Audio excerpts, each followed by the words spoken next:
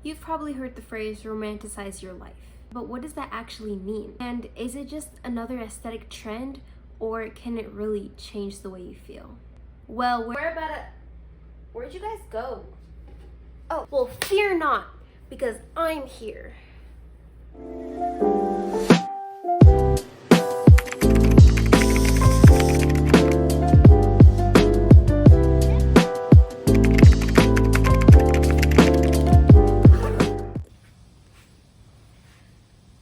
Romanticizing your life isn't about pretending everything is perfect, because you and me both know not everything is perfect. And sometimes things can happen that may not be in your plan, but even though that is stopping you or trying to stop you, just know that that does not compare to the good things to come, if that makes any sense. It's about finding beauty in the ordinary and seeing your own life as something worth being fully present in. So why does it matter to romanticize your life? We spend so much time chasing the next big thing, the next distraction, the next trend, that we forget sometimes who we are, or the things that makes us us, right? The things that makes us super unique from everybody else, right? There's so many people worried about, what's the summer song?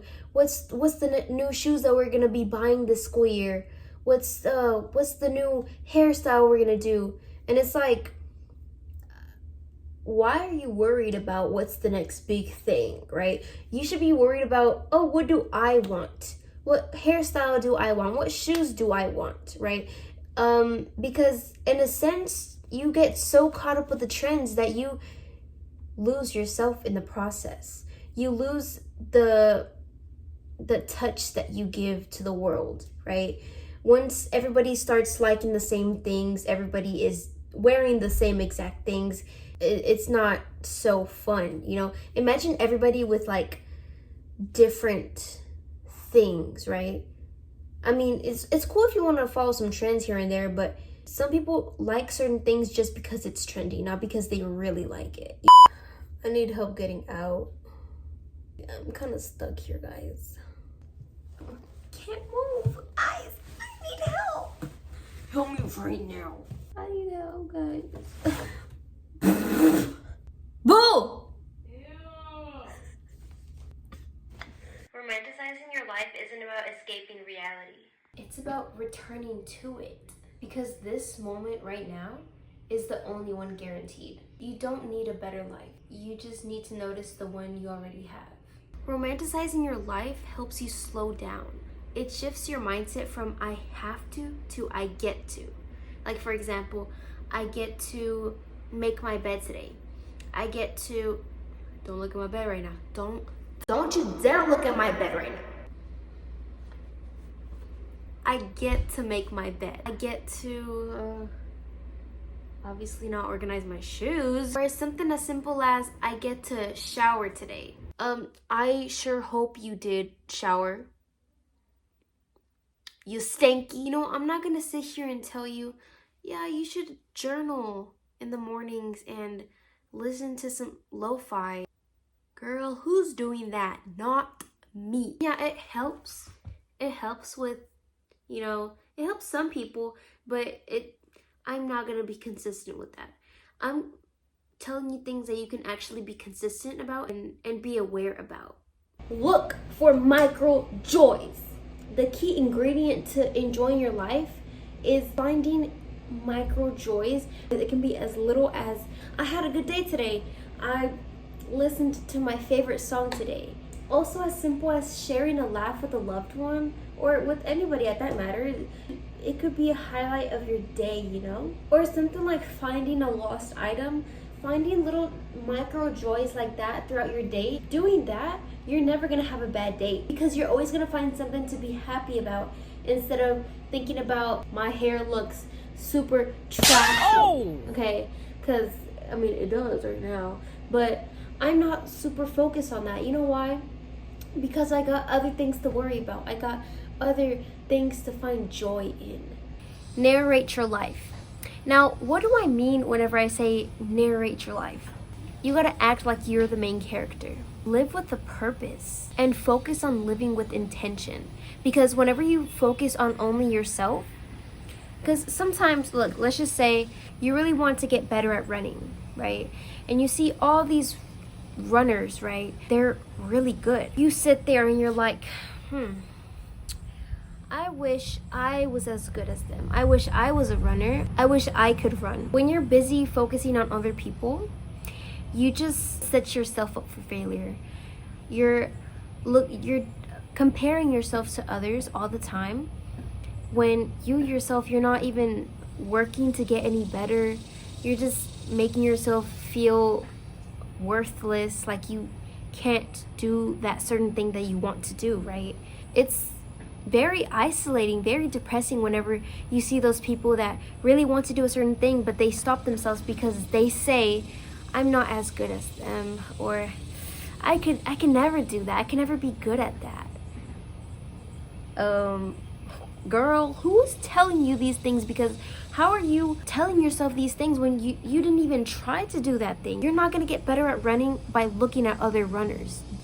It's very frustrating whenever I hear people think about themselves like this, because I don't know how that's possible to put yourself down so much, and that mentality is not helping you. It's not healthy, and it's just setting you back. When you have a purpose and intention in everything that you're doing, you're focusing on getting better on yourself. You're focusing on just yourself. You know, it's way easier to be focusing on one person, which is yourself, right? Than being focused on all of these other people that you want to be.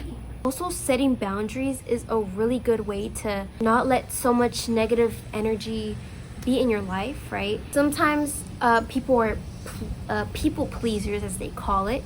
But one thing about people pleasers is that they don't please anyone, not even themselves.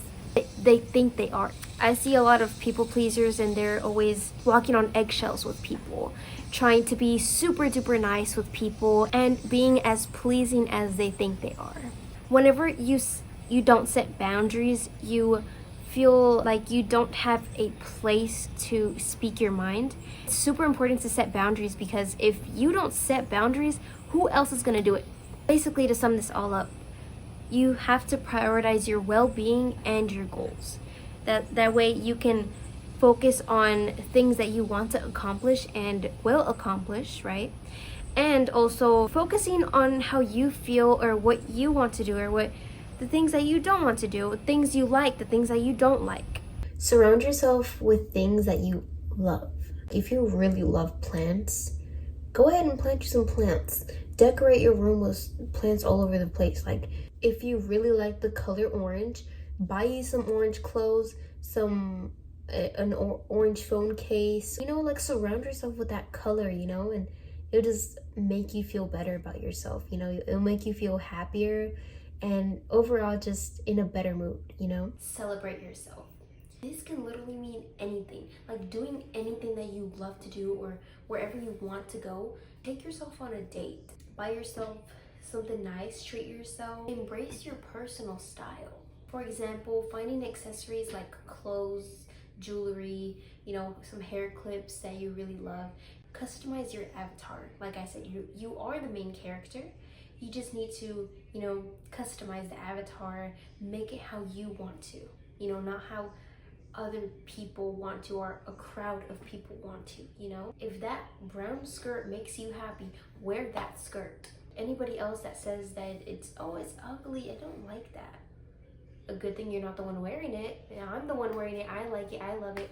It makes me happy.